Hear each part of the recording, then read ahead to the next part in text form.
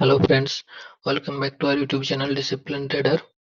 और आज हम बात करने वाले हैं पर्सनल फाइनेंस के बारे में, इसका बेसिक्स के बारे में और आप कैसे वेल्थ क्रिएट कर सकते हो एक लॉन्ग टर्म में। ठीक है, तो अगर आप चैनल में नया है तो चैनल को सब्सक्राइब कीजिए और वीडियो को पूरा देखिए, एंड तक देखिए ताकि आपको समझ में आए कि हम क्या बात कर रहे हैं। पर्सनल फाइनेंस क्या है, आप कैसे वेल्थ क्रिएट कर सकते हो लॉन्ग टर्म में। तो चलिए शुरू करते हैं वीडियो को। तो इस वीडियो को शुरू करने से पहले मेरे बारे में बात कर लेते हैं। मेरा नाम है स्वरूप बेज, मैं एक आईटी प्रोफेशनल हूँ और मैं एक ऑप्शन ट्रेडर भी हूँ। ठीक है, और मैं फाइनेंस और वेल्थ बिल्डिंग ये सब के बारे में पैशनेट हूँ। मैं जब से मेरे को ये फाइनेंस के बारे में पता चला, जो शेयर मार्केट के बारे में पता चला, तब से मैं ये चीज़ सीखना चाह रहा हूँ। मतलब तब से मैं सीख रहा हूँ कंटिन्यूअसली, और मैं ज़्यादातर यूट्यूब से सीखा हूँ, खुद से ही सीखा हूँ। ठीक है, तो ये है मेरे बारे में। और चलिए आज का वीडियो शुरू करते हैं। आज हम लोग बात करेंगे आप कैसे अपना पैसे के ऊपर कंट्रोल ला सकते हो और आप कैसे बेसिकली एक फाइनेंशियल स्टेबिलिटी अचीव कर सकते हो। ठीक है, तो पहला है कि पर्सनल फाइनेंस मतलब इम्पोर्टेंट क्यों है। तो पर्सनल फाइनेंस इसलिए इम्पोर्टेंट हो जाता है कि ये आपको बेसिकली एक फाइनेंशियल स्टेबिलिटी देता है और इमरजेंसी के लिए आपको प्रिपेयर करता है। और आपका लॉन्ग टर्म में आपको आपके पास बहुत सारे पैसा आप सेव कर सकते हो लॉन्ग टर्म में। ठीक है, तो आप वेल्थ बिल्ड कर सकते हो। और नेक्स्ट है कि फ्रीडम अचीव कर सकते हो, पीस ऑफ माइंड। तो अगर आप एक लेट्स से आप एक प्रोफेशनल है, आप एक सैलरीड पर्सन है, या फिर आप कुछ काम कर रहे हो, इनकम कर रहे हो।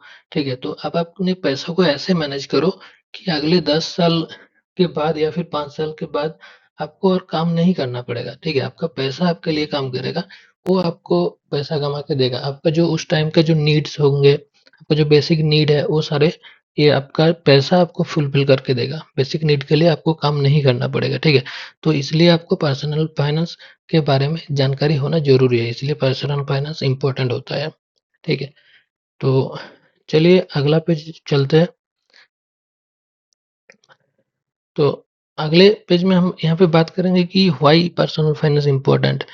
तो इसमें बेसिकली अभी आपको जो बोला कि आप फाइनेंशियल स्टेबिलिटी अचीव कर सकते हो, आप इमरजेंसी के लिए प्रिपेयर्ड हो सकते हो, लॉन्ग टर्म में वेल्थ बिल्ड कर सकते हो और फ्रीडम पा सकते हो। और यहाँ पे एक चीज़ जो बात करना है, जो इमरजेंसी के लिए। ठीक है, तो अगर आप फाइनेंशियल फ्रीडम के तरफ जाना चाहते हो तो आपको दो चीज़ आपको ध्यान में रखना चाहिए।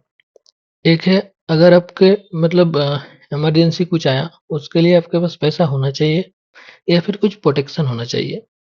और दूसरा है, आपको बेसिकली अ, 2 चीज़ हमारा ज़िंदगी में क्या होता है, हम लोग कुछ पैसा सेव करते हैं, फिर अचानक से कुछ एक्सीडेंट वगैरह कुछ हो जाता है घर में, तो वहाँ पे पूरा पैसा निकल जाता है।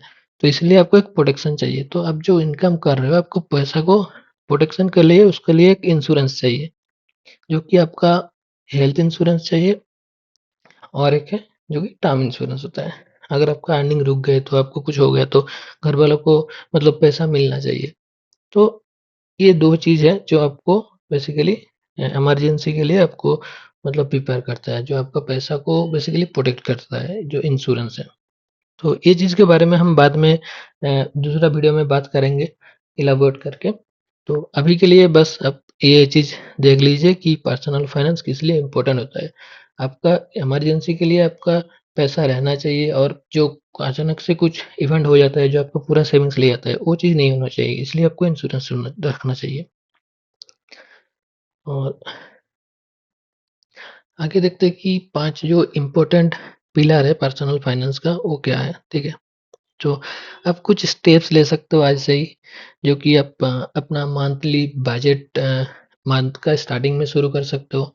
कि लेट्स से बहुत लोगों के साथ ऐसा होता है कि उनका मंथ का शुरू में पैसा आता है, सैलरी आता है, फिर मंथ का एंड तक वो पैसा उसका खर्च हो जाता है और उनको पता भी नहीं रहता कि कहाँ पे खर्च हो गया। तो इसलिए आपको मंथली बजटिंग करना ज़रूरी है। स्टार्टिंग में आप कुछ मतलब जो प्रेडिक्टेबल खर्चा है उसको आप लिस्ट डाउन कर लिया, फिर वहाँ पे आपने मतलब कैलकुलेट करके देखा कि महीने का मेरा इतना रुपया खर्चा हो सकता है। ठीक है, तो उससे अगर और एंड में अगर देखेंगे कि अब क्या-क्या खर्चा हो रहा है, वो भी आप नोट डाउन कीजिए। तो एंड में आप देखेंगे कि कहाँ पे एक्स्ट्रा खर्चा हो रहा है। वो अगर आपका नेसेसरी है, तब खर्चा कीजिए। अगर वो जो नेसेसरी नहीं है, उसको खर्चा नहीं भी करता तब भी चलता, तब आपको वो खर्चा कम करना पड़ेगा और आपको सेव करना पड़ेगा उस मनी को, ठीक है? तो यहाँ पे जो अगला पॉइंट है कि आपको एटलीस्ट 20% आपका इनकम को सेव करना चाहिए और उसको इन्वेस्ट करना चाहिए, ठीक है? तो ये 20% इसलिए बेसिकली अगर आपके पास ज़्यादा इनकम है तो लेट्स से किसी का सैलरी 1 लाख है, तो उसका 20% होता है 20,000 रुपया, जो कि एक अच्छा अमाउंट है। अगर आपका इनकम ही 20,000 है तो 20% होता है आपका 4,000 रुपया, ठीक है? तो वो आपको इतना ज़्यादा नहीं लगेगी, फिर भी आपको वो इन्वेस्टमेंट करना चाहिए, ठीक है? अगर आप इससे ज़्यादा कर पा रहे हो तब तो बहुत बढ़िया है। अगर आप 20% भी एटलीस्ट, ये बेसिकली मिनिमम है, मिनिमम आपको 20% इन्वेस्ट करना चाहिए, ठीक है? और एक चीज़ है, आपको जल्द से जल्द इन्वेस्टमेंट शुरू करना चाहिए ताकि आपको कंपाउंडिंग की पावर आप देख सको, ठीक है? तो कंपाउंडिंग पावर देखने के लिए आपको बेसिकली पैसों को एक लंबा टाइम तक इन्वेस्टेड रहना पड़ेगा, तब जाके आप उसका कंपाउंडिंग पार्ट आप देख सकते हो। तो आपको बेसिकली कंपाउंडिंग के पावर ऑफ कंपाउंडिंग के ऊपर हम एक अलग से वीडियो बनाएँगे, जो उसमें आप आपको एग्ज़ाम्पल देके आपको समझाऊँगा कि आप कैसे पावर ऑफ कंपाउंडिंग को आप देख सकते हो, इसका पावर क्या होता है, ठीक है? और एक चीज़ है कि आपको लाइफ़स्टाइल इन्फ्लेशन को आपको अवॉइड करना चाहिए। लेट्स से आपका सैलरी में कुछ बढ़ोतरी हुई है, फिर आपने क्या किया, आपका लाइफ़स्टाइल अपग्रेड कर दिया। तो ये चीज़ नहीं करना चाहिए, जो मतलब फ़िज़ूल का खर्चा है हम लोग वो बढ़ा देते हैं, वो नहीं करना चाहिए। उसको आप जितना हो सके कम कीजिए और सैलरी में इंक्रीज़ हो रहा है या फिर आपका अर्निंग कुछ दूसरा अर्निंग सोर्स आया है, वहाँ से इनकम आ रहा है, तो आप ज़्यादा से ज़्यादा उसको इन्वेस्ट कीजिए, उसको सेव कीजिए।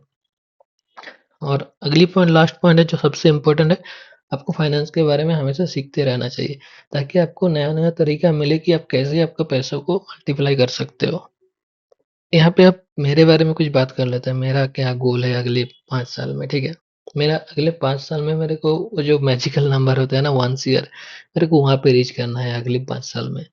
और अभी मेरा जो आप बोल सकते हो नेट वर्थ है, वो अब लगभग 10 लाख के आस-पास है। इसका 10 टाइम्स अब मेरे को जाना है अगले 5 साल में। तो ये मैं जा सकता हूँ कैसे कि मेरा सैलरी आ रही है, मैं जॉब कर रहा हूँ, वहाँ से अच्छा खासा पैसा आ रही है और मेरा जो इन्वेस्टमेंट है और कुछ ट्रेडिंग से भी आ रही है। तो ये सब मिला के मैं इसको बेसिकली कंपाउंड करते जाऊँगा। फिर 5 साल में देखते हैं हम यहाँ पे पहुँच पाते हैं कि नहीं, ठीक है? और और एक गोल है, मैं अपना जो ये जर्नी है, ये हम आप लोगों के साथ हम मतलब मैं शेयर करते रहूँगा, ठीक है? ये जो यूट्यूब चैनल मैं इसलिए शुरू किया हूँ, यहाँ पे मैं अपना जो ये फाइनेंशियल जर्नी है, ये हम यूट्यूब वीडियो के माध्यम से सबके साथ शेयर करते रहूँगा, ठीक है? तो इसी के साथ हम पहुँच गए हैं कॉन्क्लूज़न पेज में। तो ठीक है गाइज़, ये था एक बेसिक पर्सनल फाइनेंस के बारे में इंट्रोडक्शन था। आगे से डिटेल्स वीडियो आते रहेंगे, ठीक है? अगर आप ये वीडियो को कुछ हेल्पफुल आपको लगा तो आप चैनल को सब्सक्राइब कीजिए, वीडियो को शेयर कीजिए और let's go together on this financial journey. Thank you guys for watching the video.